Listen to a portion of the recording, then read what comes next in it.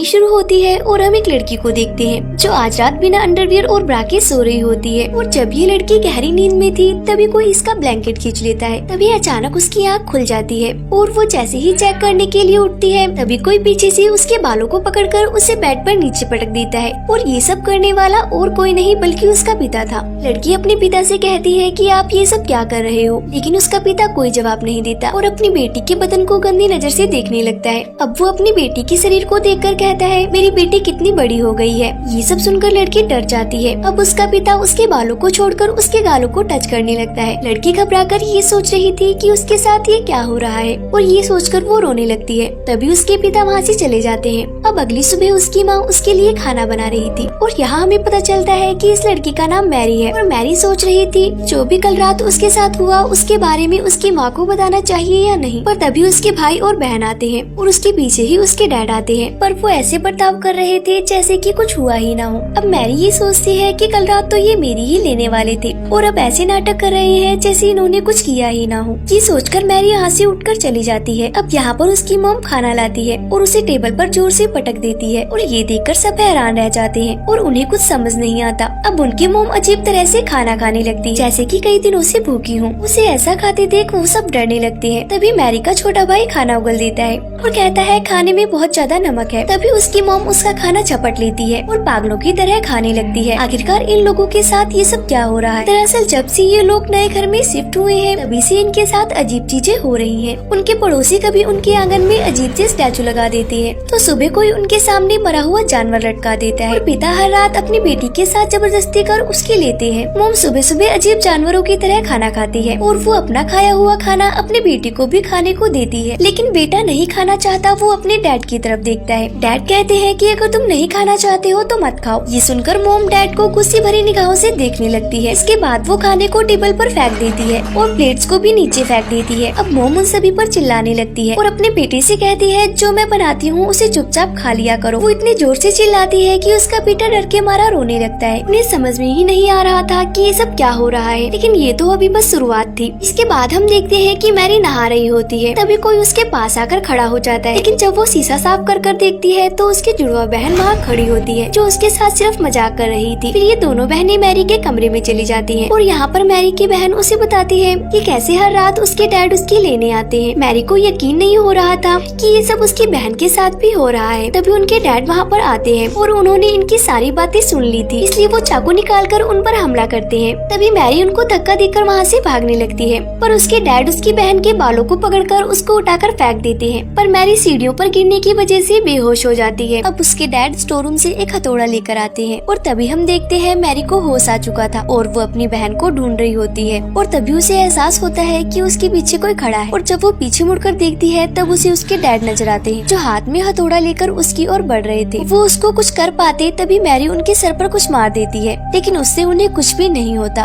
पर डैड गुस्सा होकर मैरी के ऊपर हथौड़े से हमला कर देते हैं, लेकिन मैरी नीचे झुक जाती है जिससे हथौड़ा दरवाजे पर लगता है। तभी नीचे से किसी की आवाज आती है जो मैरी के डैड की थी जो नीचे से ऊपर आ रहे थे। तभी यहाँ जो आदमी था हथौड़ा फेंककर दूसरे कमरे में चला जाता है। अब उनके डैड ऊपर आ जाते हैं। अब फिर से डैड को देखकर दोनों बहनें घबरा जाती हैं। फिर डैड दरवाजे पर लगे उस हथौड़े के निशान को देखती हैं और उन दोनों से पूछते हैं कि क्या तुम दोनों लड़ाई कर रही थी, लेकिन वो दोनों कुछ भी जवाब नहीं देती। जिसके बाद उनका भाई कमरे से निकलकर बाहर आता है। तभी मैरी कहती है कि तुम यहाँ से भाग जाओ। तभी वहाँ पर मैरी की मॉम आकर उस हथौड़े को उठाती है और उन पर हमला करने लगती है और वो काफी अजीब तरह से स्माइल करती है और टूटे हुए कांच के टुकड़ों पर चलने लगती है। नीचे से एक और लेडी की आवाज आती है और वो आवाज और किसी की नहीं बल्कि इनकी मॉम की थी। वो ऊपर आती है और उन सबसे पूछती है कि ये सब क्या हो रहा है, पर सब उन्हें देखकर डरने लगते हैं। अब अगले दिन डैड अपने भाई को घर बुलाते हैं जो एक चर्च का फादर था। फादर उनके घर पर आता है और उसको सारी कहानी बताई जाती है। रात में सब फैसला करते हैं कि रात को एक साथ एक ही रूम में सोएंगे, लेकिन आधी रात को छोटे बच्चे को टॉयलेट आती है और वो बिना किसी को डिस्टर्ब किए टॉयलेट में चला जाता है। तभी उसके जैसा ही दिखने वाला एक लड़का चाकू उठाता है और वो हमला करने ही वाला होता है। तभी उसकी नजर फादर पर पड़ती है और फादर को देखकर वो रुक जाता है। जिसके बाद सुबह फादर अपनी आँख खोलते हैं। इसका मतलब फादर की वजह से सबकी रात अच्छे से गुजरी थी और फादर इस घटना को अकेले नहीं संभाल सकते थे। तभी सारे सीनियर फादर डिस्कस करते हैं कि आखिर उस घर में हो क्या रहा है। फिर सभी फादर एक प्लान बनाते हैं और वो सब रात में एक कार से उनके घर में जाने के लिए निकल जाते हैं, लेकिन रास्ते में एक कुआं उन सब पर हमला कर देता है जिससे उनके उसकी कार का एक्सीडेंट हो जाता है।